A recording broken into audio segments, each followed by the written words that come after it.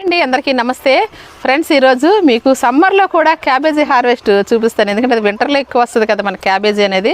సమ్మర్లో కూడా మంచిగా మాకు గార్డెన్ అంతా కూడా గ్రీన్గా ఎందుకు ఉంటుంది అంటే ఎప్పటికప్పుడు వారం ఏవో లిక్విడ్స్ ఇస్తాను. అది సేంద్రియ పద్ధతిలో ఇస్తున్న లిక్విడ్స్ అన్నీ కూడా.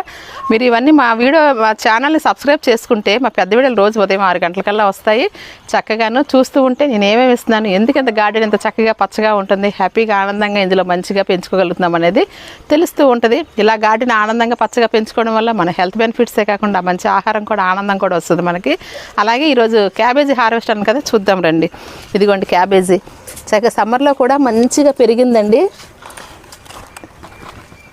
ఇదిగోండి ఎంత బాగుంది కదా. సమ్మర్లో కూడా క్యాబేజ్ హార్వెస్ట్ చేసుకోవడం. అలాగే ఈ ఆకులు కూడా వేస్ట్ చేయకూడదండి. ఇవి కూడా చక్కగా రోటి పచ్చడి చేసుకోవచ్చు, రసంలో వేసుకోవచ్చు, చక్కగా వాడుకోవచ్చు. మధ్యలో బాల్ అయితే మనం చక్కగా ఎలాగో వాడుకుంటాము.